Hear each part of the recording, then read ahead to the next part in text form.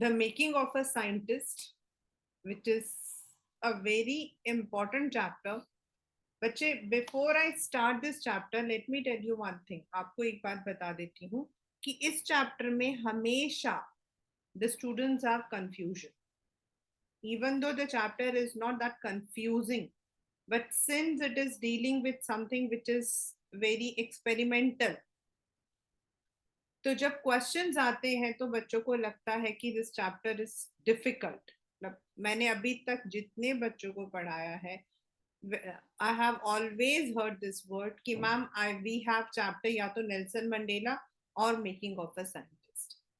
Now अगर हम making of a scientist को लेते हैं तो सिंपल चैप्टर है. अब हम लोग जो है साइंटिस्ट किसको बोलते हैं, कि who is a scientist. It is but natural कि जो साइंस में इंटरेस्ट रखता है, जो एक्सपेरिमेंट करता है, या फिर जो नई चीजें डिस्कवर करता है ना, उन्हीं को हम लोग बोलते हैं scientist. The one who invents, discovers, और the one who is researching on certain theories. Making का मतलब है कि हाउ डू यू, मतलब मैंने कई बार as a teacher, as a counsellor, I have come across many students जो कहते हैं हम तो बड़े होकर डॉक्टर बन जाएंगे, हम तो बड़े होकर इंजीनियर बन जाएंगे, साइंटिस्ट बन जाएंगे. It is not so easy to become a scientist just because आपको साइंस का कोई एक चैप्टर अच्छा लगता है. तो you can not become a doctor और अ साइंटिस्ट और a whatever. To become a scientist, apart from what is your degree छोड़ दो. साइंटिस्ट के लिए आपको क्या करना है, डॉक्टरेट लेना होता है. बट बिसाइड्स डिग्री, साइंटिस्ट जो है वो कोई बायोलॉजी नहीं है. Scientist can be in any field, जिस फील्ड में आप रिसर्च कर रहे हो. तो टू बिकम अ साइंटिस्ट सबसे पहले you should definitely have extraordinary interest in that subject. मतलब आप कभी थको ही ना, you are never tired of that subject. Secondly, you should be curious to know new things. अगर आपको लगता है नई चीज सीखनी है, उसके लिए आपको ढूंढना है, आपको रिसर्च करना है, आपको गूगल करना, आपको जाना है, you should do it. Like जो बॉटनी के साइंटिस्ट होते हैं ना, दे गो टू द जंगल्स. वहां जाकर they find out all the elements of the flowers, of the plants. then you must be determined. क्योंकि बच्चा, हार हम सबकी एक what you call as part है. ऐसा कोई इंसान हो नहीं सकता है जो ये बोले मैं जिंदगी में कभी नहीं हारा, और जो ऐसा बोलता है वो गलत है. एंड जो ये बोलता है कि नहीं मैं तो सब कुछ करता हूं लेकिन सामने से कुछ नहीं आता, वो भी गलत है. If we are determined, if we are perseverant, perseverant का मतलब है कि बिना रुके चलते हैं, then we can definitely have what we want. और यहाँ वही आपका थीम है. और पेपर में यही एक क्वेश्चन आता है जो सबसे लास्ट लाइन है आपकी बुक की, विच यू विल, अभी मैं रीड करवा रही हूँ, वही सबसे लास्ट लाइन है. Right, so let us start with the chapter what we call as the making of a scientist. Right? So this chapter is all about Everett. This is actually a very true, this is not a story, this is actually the reality. If you have read about Dr. Abdul Kalam, similarly, this is about Richard Everett.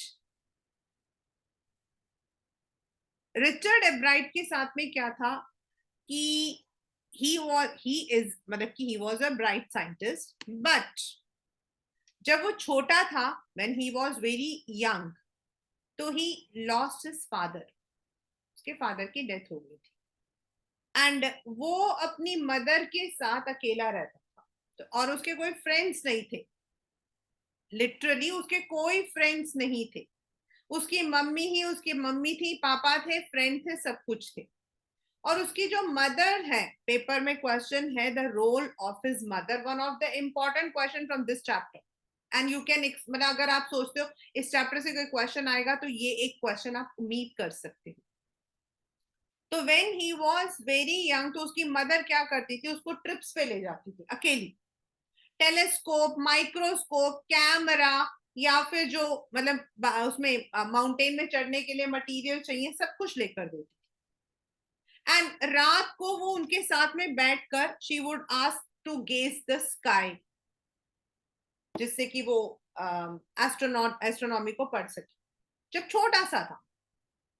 And then when थोड़ा वो बड़ा हुआ तो उसकी mother ने उसको एक book दी जिसका नाम था द ट्रेवल्स ऑफ मोनार्क। 10 भी बोल सकते हो, एक्स भी बोल सकते हो, I call X, some teachers call it 10। Now this book, यही आपके पेपर का एक बहुत इंपॉर्टेंट सेकंड क्वेश्चन इंपॉर्टेंट है। How did the book travels of monarch become a turning point in his life?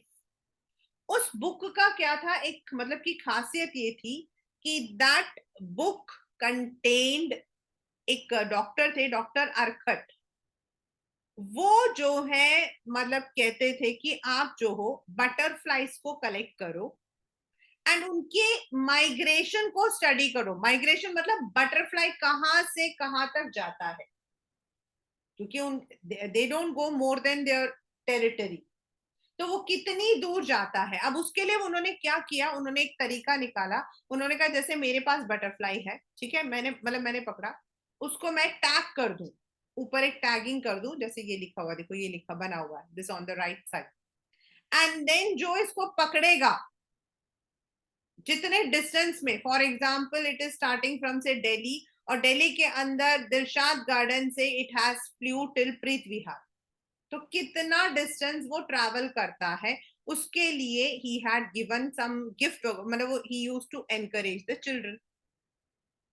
Now Ebright being अकेला था, he did not have any companion, he was very मतलब lonely, तो he used to collect the fossils, he used to collect the rocks, coins। अब उसके लिए book was a turning point। So by when he was in second standard, he had collected all the 25 species of butterflies जो उनके घर के आसपास पाए जाते हैं। अब जो ये डॉक्टर अरखाट है, वो मतलब कि उन्होंने अब ये बोल रखा था कि they can collect this butterflies और उनको टैग करें, बट उसके लिए इतना मजा नहीं आ रहा। First of all he was tired of catching the butterflies. Second thing, उनको मतलब कि उसने देखा कि ज्यादा बटरफ्लाइज बहुत दूर तक तो जाते नहीं। So what he did is, उसने एक खाली होता था तो उसने क्या किया, अपने घर के बेसमेंट में उसने एक छोटा सा यूनिट बनाया जहां वो बटरफ्लाइज को from the egg from the egg to pupa, मतलब वो पूरा उसको जो है टिल द बटरफ्लाई ग्रू, उसको अपने यहाँ पर रखता था, the life cycle. But then again he was not getting that much of feedback, so he was bit disinterested। अब when he was in 7th standard, 7th grade, तो स्कूल के अंदर there was a science fair. बेटा county का मतलब होता है the regional, मतलब रीजनल लेवल पर आपके काउंटी फेयर था, तो उसने उसमें पार्टिसिपेट किया। नाउ उस पार्टिसिपेशन में ही did not win. The reason, उसने तो जो स्कूल में लर्न किया था the slides of frog tissues, I don't know how many of you have read in your schools, हमने तो पढ़ा था इन 8th स्टैंडर्ड, हमारे स्कूल में तो हमें टिश्यूज दिखाए थे, इनफैक्ट हमारे हाथों के भी हम लोगों को बताते थे कि कैसे हम टिश्यूज को देखते हैं। तो उसने तो उसे टिश्यू को दिखाया था which was new, nothing new. और साइंस एग्जीबिशन या कंपटीशन में उन्हीं को प्राइज मिलता है जो कुछ ओरिजिनल बनाते हैं। नहीं, so he did not get anything, but उसको लगा, ही अंडरस्टूड कि जिन बच्चों ने साइंस, जिन बच्चों को मतलब जो बच्चे जीते थे, those who have one, Actually, they had done something real. And then what did he do is he wrote to Dr. Arkat. उन्होंने डॉक्टर अरकात को लिखा. He got many ideas. और उसके साथ में क्या है, बचपन से वो बटरफ्लाइज को ही पकड़ता था. बटरफ्लाइज के साथ ही उसने ज्यादा टाइम बिताया था. So he was more interested towards butterfly only. But with this he started experimenting on the butterflies and ultimately उसको national and international level पर prizes मिले. सिर्फ प्राइज नहीं मिला, he was also allowed to work in the army laboratory. thus उसकी जो जीत थी, the winning was not because he was copying something, it was because he was working on that project.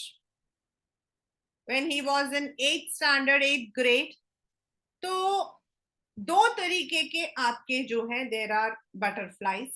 एक होता है मोनाक, दूसरा होता है वाइसरॉय. ये दोनों देखने में तकरीबन सेम होते हैं, और अगर आप इंग्लिश में इसको सिनोनिम देखोगे ना तो मोनार्क और वाइसरॉय का मीनिंग सेम है, राजा. तो he saw that the monarch जो है दे बिकम, मतलब कि the food for the insects, मतलब वो जो है they become the food for others. And उसने जो है धीरे धीरे मोनार्क एंड वाइसरॉय की जो मूवमेंट है, why viceroy copy monarch and why they move, उनको क्यों नहीं खाया जाता, what are the things present over there, वो सब चीजें उसने पढ़नी शुरू की. Now the main thing was, ये जो वाइस मतलब ये जो मोनार्क होते थे इनके ऊपर गोल्ड के स्पॉट्स होते थे. नाउ द स्पॉट्स, कई साइंटिस्ट का मानना था वो तो डेकोरेटिव है, वो तो ऐसे ही स्पॉट्स है, मतलब भाई बटरफ्लाई है तो बटरफ्लाई के ऊपर स्पॉट्स है. लेकिन डॉक्टर अर्काट ये बात नहीं मानते थे. एंड इस बात को प्रूव किया एब्राइट ने when he discovered that वो जो गोल्ड स्पॉट्स हैं they are hormone producing spots, उनमें से हार्मोन्स प्रोड्यूस होते हैं. and then he started the photos of that hormone का एक्सरे निकाला और उसने उसको पढ़ने की कोशिश की. एंड विद दैट, सिर्फ उस हार्मोन को पढ़ा नहीं, with that he also discovered a new thing जिसको हम बोलते हैं DNA, which you must have studied in your biology, which is actually the substance जो हम कहते हैं ना तुम्हारे डीएनए में ही ये चीज है, which is actually the heredity.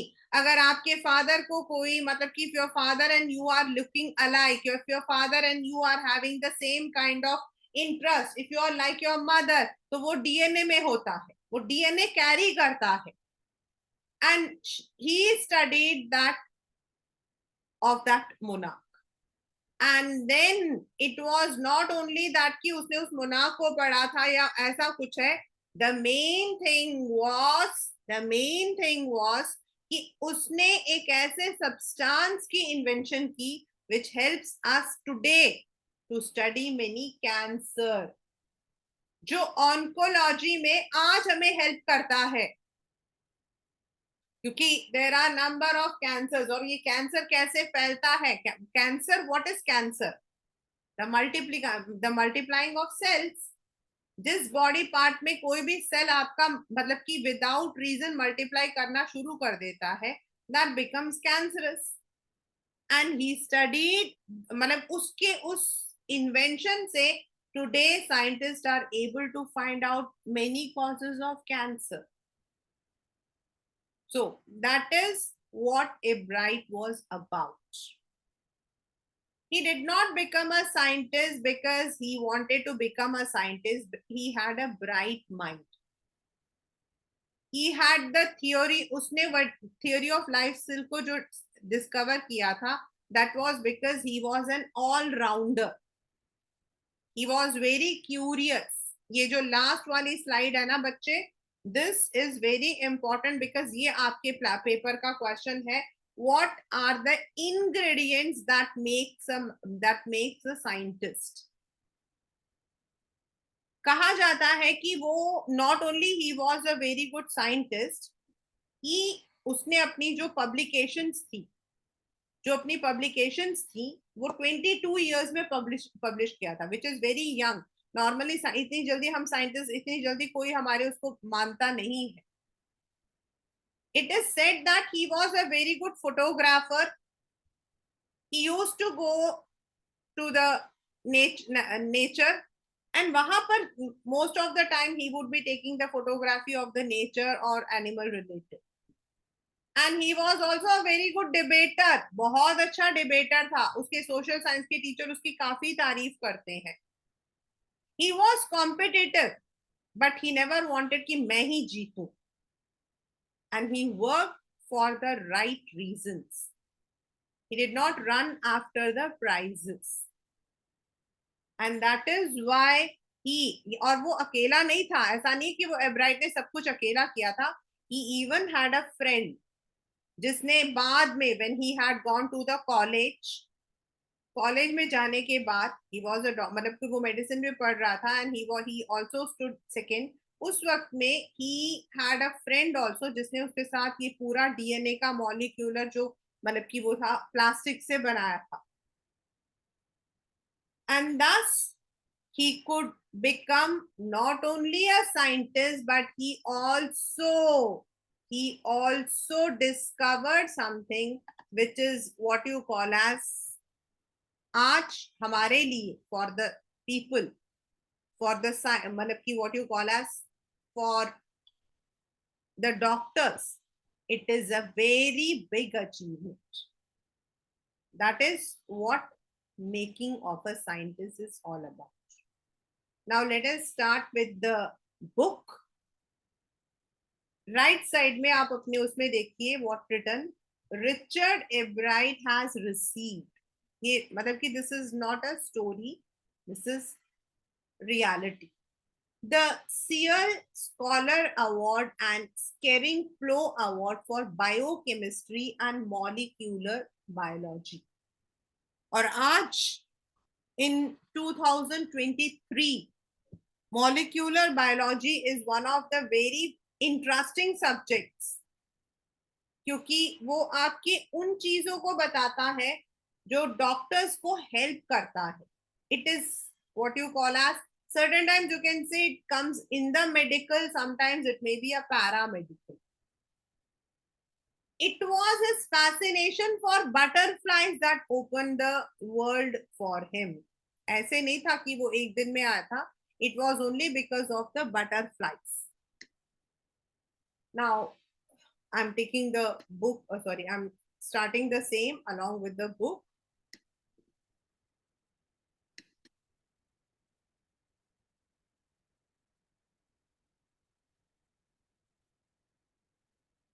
At the age of 22, at 22 years mein normally it is very difficult for any college student to publish their own.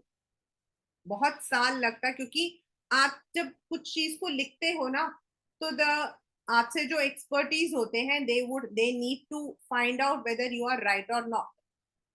A former scout of the year excited the scientific world with a new theory on how cell works. Richard H. Ebright and his college roommate explained the theory in an article in the Proceedings of National Academy of Science. This is what I said. बहुत ये जो 22 आ रहा है ना, this comes as a 1 marker. It was the first time this important scientific journal had ever published the work of college students. मैंने बताया ना कि कॉलेज स्टूडेंट्स में कॉलेज लाइफ तक तो आप मतलब कि it is rather a miracle. अगर हम स्पोर्ट्स की बात करते हैं मतलब the writer has compared in sports that would be like making big leaps at the age of 15 and hitting a home run when you first time at bat. Normal जैसे हमारे यहाँ सचिन तेंदुलकर के लिए बोला जाता है he was the youngest batsman. तो इसीलिए उनकी काफी तारीफ होती है कि बहुत छोटे एज में उन्होंने बहुत अच्छा खेला था. Similarly, he had done something at a pretty young age. For Richard Ebright, it was the first in a long string of achievements in science and other fields.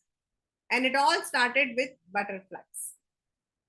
अगर हम सोचे ना तो ये उसकी जिंदगी से स्टार्ट हुई थी. उसके लिए तो 22 साल था. हमारे लिए तो एट द एज ऑफ 22 है, लेकिन उसने तो अपनी जिंदगी के 22 ईयर्स इन्हीं में किया है. Because he had been playing, he had been reading, he had been only involved with butterflies. And only child.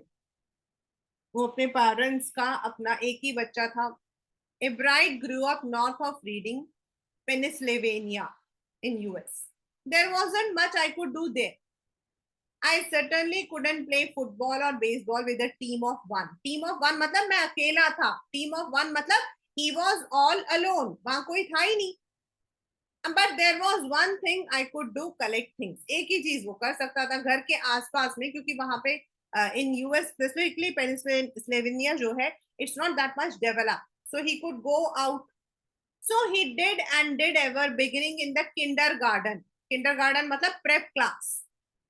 Ebright collected butterflies with the same determination that has marked all his activities. He collected rocks, fossils, coins, and he also became an eager astronomer, sometimes stargazing all night. जिनको तारे वगैरह पढ़ने का शौक होता ना बच्चा, they normally do it. There are people जो कि एस्ट्रोनॉमी को पढ़ते हैं, and if you have seen that movie Brahmastra, उसके अंदर शुरू शुरू में Shahrukh Khan is shown as an astronomer who is studying the entire Brahma. वो मेरे पीछे जो बैकग्राउंड आ रहा है ना उसमें भी दिखता है. तो he studies that with the telescope. तो देर आर पीपल जो एस्ट्रोनॉमर्स होते हैं, दे gauge and they try to find out, like for example we find out the different kind of constellations. हम लोग तो इतना as a normal people we don't, but normally it is के said वो सप्त ऋषि है, they are the one which just with a question mark ऐसे करके. From the first he had a driving curiosity along with a bright mind.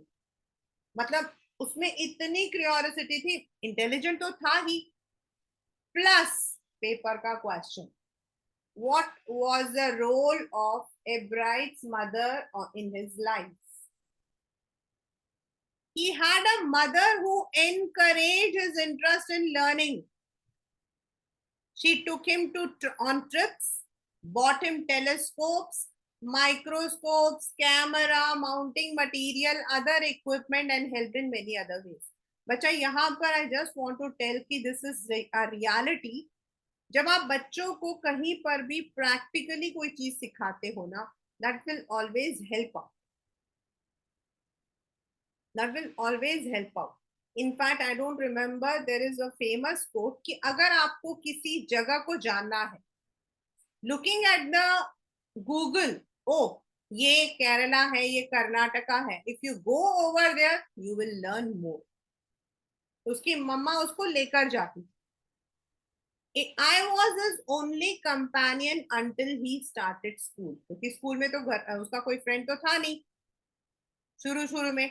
बाद में उसकी mother school से फ्रेंड्स लेकर आती थी, बट रात को, but at night we just did things together. We did things together मतलब वो अपने बच्चे के साथ खेलना. She would spend time with her child.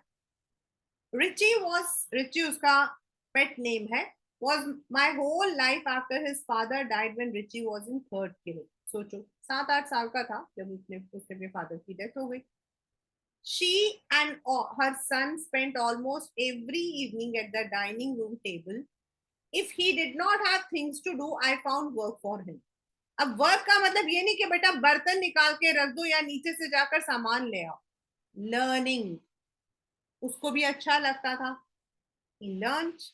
He earned top grades in school. School में वो टॉपर था, बट बाकी सब बच्चों जैसा शैतान भी था. By the time he was in the second grade, जब वो second grade में था, that is second class, Ebright had collected almost 25 species of butterflies found around his hometown. ये जो बॉक्स में बना हुआ ना, these are the names of the butterflies which he had completed. अब सारे के सारे बटरफ्लाईज जो वहां पाए जाते थे वो तो उसे कलेक्ट कर लिया. That probably would have been end of my butterfly collecting, but then my mother got me a children's book called The Travels of Monarch X. That book, which told how monarch butterflies migrate to Central America, opened the world of science to the eager young collector. यहाँ पर young collector is for Richard. मतलब वो collect करता था ना, इसीलिए उसको बोला collector. At the end of the book, मतलब उस बुक की खासियत क्या थी कि उसके पीछे the readers were invited to help to study butterfly migration. मतलब बटरफ्लाई कितनी ऊंचे, अगर आप लोग कभी देखो हमारे सोसाइटी के अंदर पूरा एक प्रॉपर एक वी हैव मतलब वो नोटिस जिसके अंदर they tell that how do the malaria के जो मॉस्किटोज है how they fly, how much height वो फ्लाई करते हैं. लाइक इट इज सेड कि जो आपके डेंगी है नॉर्मली उनके जो मॉस्किटोज होते हैं वो मॉर्निंग में होते हैं, they are little bit whitish in colour and ज्यादा ऊंचा नहीं वो मतलब कि फ्लाई करते हैं. तो वैसे उनके माइग्रेशन को स्टडी कर. They were asked to tag butterflies for research by Urquhart of the University of Toronto, Canada. Ebright's mother wrote to Dr. Urquhart and soon Ebright was attaching light adhesive tags, मतलब हल्के से monarch के wings में tag को attach कर देता था और जो उस टैग को फाइंड करता था उसे अर्काट को भेजना पड़ता था. इससे ये पता लगता था कि वो किस जगह से कहां तक उड़ के गया है. The butterfly collecting season around Reading. Reading यहाँ पर एक जगह का नाम है बेटा. Reading here is the name of a place. Reading is a place in Pennsylvania. ठीक है, रीडिंग यहाँ पढ़ना नहीं है. Last 6 weeks in late summer, मतलब वो 6 हफ्ते का ही प्रोग्राम होता है. If you are going to chase them one by one you won't catch very many. और 6 हफ्ते के अंदर वो नहीं कर पाएगा. इसीलिए एब्राइट ने सोचा the next step for Ebright was to raise a flock of butterflies. He would catch a female monarch, take her eggs, raise them in his basement through their life cycle, egg to caterpillar, pupa to adult butterfly. Then फिर उस butterfly को वो tag करके वो भेजता था. And in this manner कई सालों तक वो कई मोनार्क को जो है ग्रो करता था in his laboratory, in his basement. Right. Eventually मतलब ग्रेजुअली, स्लोली, धीरे धीरे. मतलब अब कितने दिन तक कोई बटरफ्लाई को टैग करेगा. It is tedious. टीडियस का मतलब होता है टायरसम, बहुत थकावट. And there is not much feedback. In all time I did only 2 butterflies I had tagged were recaptured. मैंने इतने बटरफ्लाईज उड़ाए थे लेकिन जिनको मिला था सिर्फ 2 ही मिला था. एंड वो भी सिर्फ 75 माइल्स, यानी कि they did not fly much distance. Then in the 7th grade he got a hint of what real science is. When he entered a county, county का मतलब होता है regional, जैसे हमारे होता है ना regional, then state level, फिर national level. तो अपने ही region के अंदर, and lost, मतलब उसको कोई प्राइज नहीं मिला. It was really a sad feeling to sit there and not get anything while everybody else had won. तो बुरा तो लग रहा था. His entry, उसने क्या किया था, स्लाइड्स ऑफ फ्रॉक टिश्यू, और उसको उसने माइक्रोस्कोप में दिखाया था और वो तो हमारे स्कूल की बुक्स में है. He realized the winners had tried to do real experiment, not a neat display. सिर्फ वही चीज को नहीं दिखाया था, उन्होंने सचमुच का कुछ एक्सपेरिमेंट किया. Already the competitive spirit that drives Richard was appearing. I knew for the next fair I would have to do a real experiment. The subject I knew most was insect work, which I have been doing for the past years. अब उसको था कि अगले साल मैं और अच्छा करूंगा, लेकिन उसको एक ही चीज में सबसे ज्यादा इंटरेस्ट भी था और एक्सपीरियंस भी था, और वो था butterfly. So he wrote to Dr. Urquhart for ideas, and उसके बाद there came a stack of suggestion, मतलब number of बड़े सारे आए. Those kept Ebright busy all through high school, led to prize projects in county and international science fair. अब उसको बड़े सारे prizes मिले. For his 8th grade project, he tried to find the cause of a viral disease. कि भाई वो viral disease क्यों होता है, क्योंकि एवरी फ्यू इयर्स कुछ मुनाफ जो होते हैं वो मर जाते हैं. तो उसमें क्या, क्यों मर जाते हैं? Ebright thought the disease must be carried by a beetle. आपका भवरा जिसको मतलब छोटा सा होता है. He tried raising caterpillars in presence of beetles. उसने beetles भी वहीं रखे और वहीं पर वो अपना जो उसने अपना बना रखा था एक्सपेरिमेंटल एरिया वहां पर, लेकिन कुछ नहीं हुआ. देन बट उसको प्राइज मिल गया. क्यों मिला prize? Because he had tried some reality. उसने कुछ ट्राई किया था, कुछ ओरिजिनल करने का. The next year his science project was testing the theory that Viceroy butterfly copy monarch. As I said, there are two kinds of butterfly. One is Viceroy, second is monarch. The theory was, मतलब जो पुरानी theory थी वो ये थी कि viceroy और monarch दोनों एक जैसे लगते हैं. They look like monarch because monarch don't taste good to birds. मतलब बर्ड जो है वो मोनार्क को नहीं खाते, लेकिन वाइसरॉय को खा जाते, लेकिन वो देखने में दोनों एक जैसे हैं. So the more they look like monarch, the less likely they are to become a bird's dinner. और इसीलिए मोनार्क जो वाइसरॉय होते थे वो खुद को मोनार्क जैसा प्रेजेंट करते थे, जिससे उन्हें बर्ड्स ना खा जाए.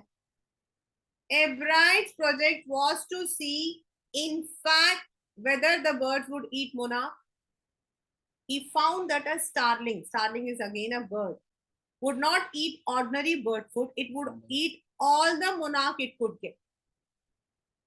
Ebright said later research by other people showed viceroys probably do copy the monarch. लेकिन ये जो उसने थियोरी को प्रेजेंट किया था जहां वाइसरॉय और मोनार्क की कॉपिंग का था, वो जूलॉजी के डिवीजन में फर्स्ट आया था. और एंटायर मतलब zoology is only the area where you are studying about this, and plus पूरे साइंस के फेयर में he got third rank. That is how he started.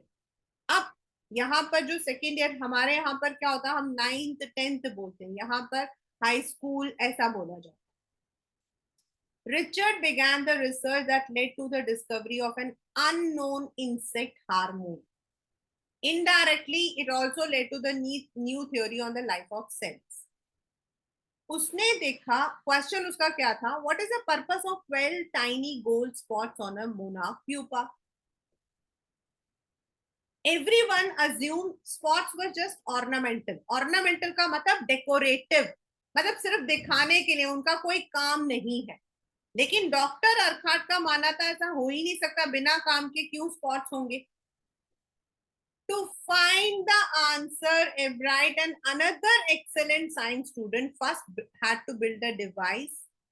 उन्होंने सबसे पहले एक डिवाइस प्रोड्यूस किया जिसमें वो स्पॉट्स को उन्होंने दिखाया that these spots are hormone producing, जो बटरफ्लाई के डेवलपमेंट के लिए बहुत जरूरी है.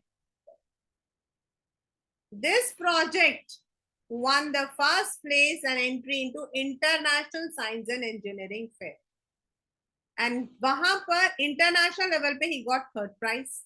और थर्ड प्राइज के साथ उसको मिला he can work in the entomology laboratory of the Walter Reed Army Institute of Research. As a high school junior, Richard continued his advanced experiment on the monarch pupa. That year, his project won first place and gave another year to work in the army laboratory.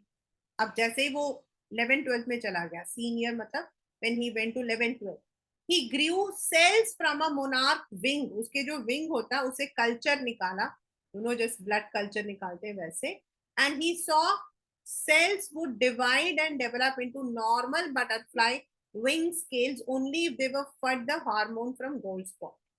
यही सबसे बड़ी theory है. Cancer का जो main होता है वो यही होता है, मल्टीपल्स ऑफ सेल्स. जो कैंसर हम वर्ड बोलते हैं, that is basically the multiplication of the cells which is unknown. और यहाँ उसने यही दिखाया कि वो जो गोल्ड स्पॉट्स हैं जिनमें से हार्मोन निकलता है, अगर वो हार्मोन्स अगर इन सेल्स को दिया जाता है, देन ओनली दे डेवलप. यानी कि वो hormones are very important. And that project again won the first prize. He spent summer after graduation doing further work at the Army Laboratory and US Department of Agriculture. The following summer after his freshman year, मतलब अब वो Harvard university में था, freshman year मतलब first year, Ebright went back to the laboratory in the Department of Agriculture and did more work on the hormone from the gold spot. क्योंकि वहां पर he could get the sophisticated instrument जो बाकी जगह नहीं मिलता था, एंड उसने उससे उस हार्मोन के केमिकल स्ट्रक्चर को बिल्ड किया. Can you imagine just a gold spot, उस गोल्ड स्पॉट से ये पता करना कि वो हार्मोन देता है, उस हार्मोन का मतलब कि उसके विंग के कल्चर को निकाल के वो हार्मोन कितना जरूरी है ये देखना, और उस हार्मोन की क्या केमिकल स्ट्रक्चर है. So many research. A year and a half after, during his junior year, he got the idea for his new theory about cell life. वो जो अपने केमिकल स्ट्रक्चर उसने बनाया था उसका वो एक्सरे देख रहा था, और उसने देखा. एंड यहाँ पर पेपर में क्वेश्चन भी आता है बच्चा कि व्हाई डिड ही शाउट यूरे, मतलब why did not he shout, ऐसे करके क्यों नहीं शाउट किया, ये क्वेश्चन पेपर में आता. मतलब ही वाज एक्साइटेड.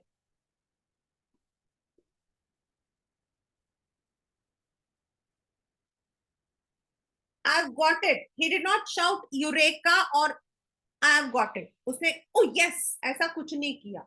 बस उसने उसको इतना बिलीव हुआ that he was not excited. He got the idea कि उसे इंसेक्ट्स हार्मोन के बारे में कुछ पता लग गया है, which is also one of the biology puzzles.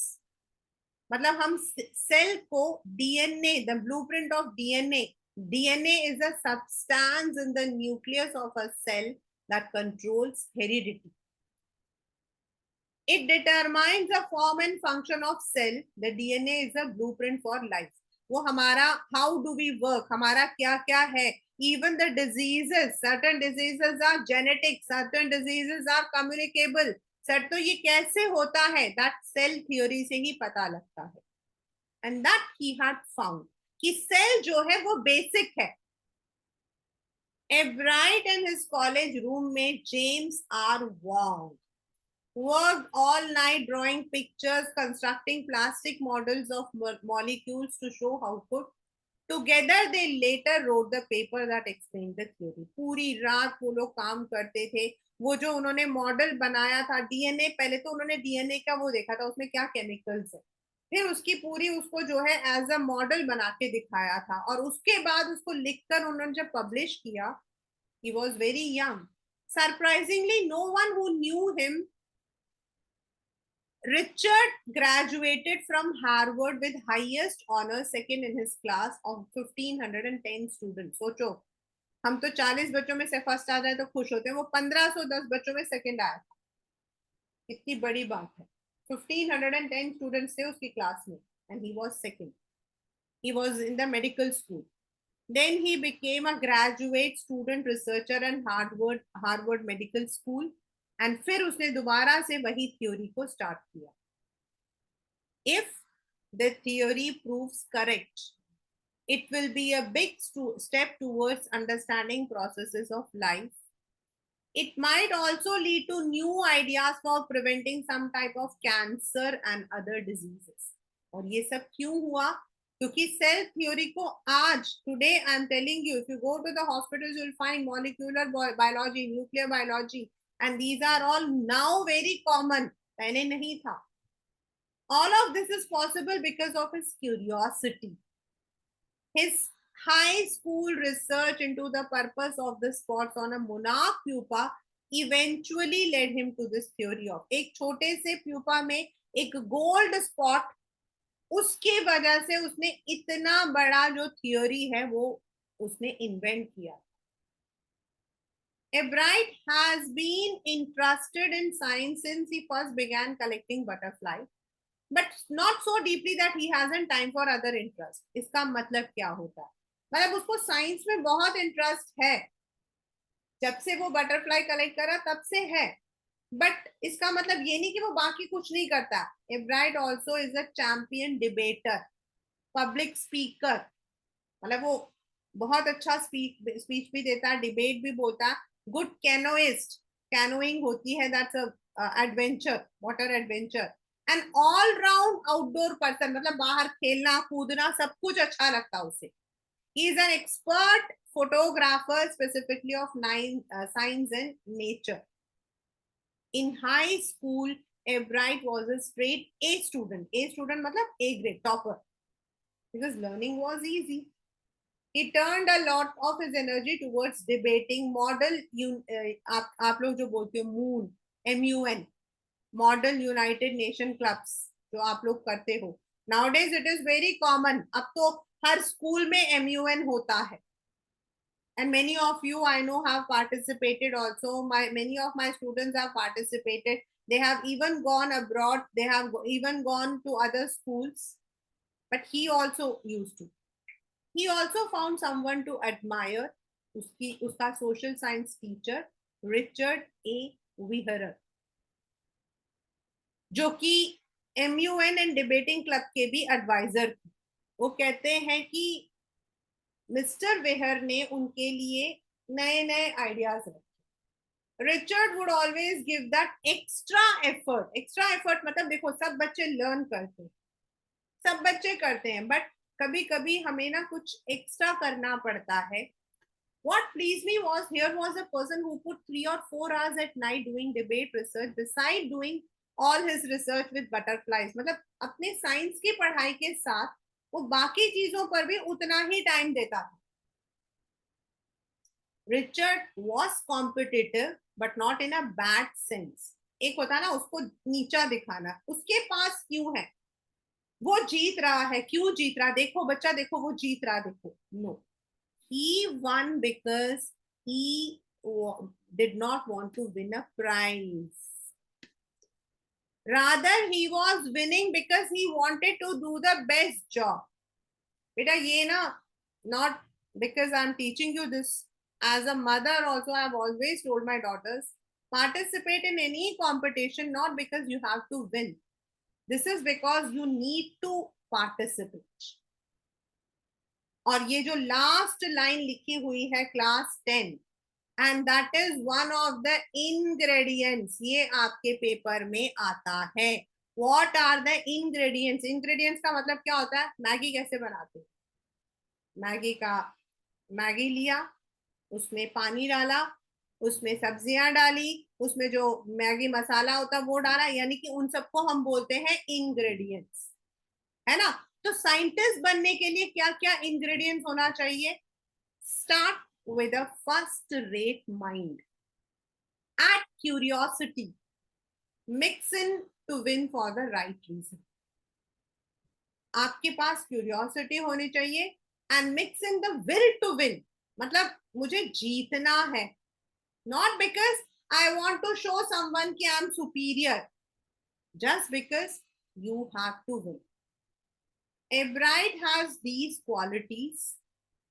From the time the book The Travels of Monarch opened the world of science to him, he has never lost his scientific curiosity. इसका मतलब क्या है? Paper में भी आया हुआ है.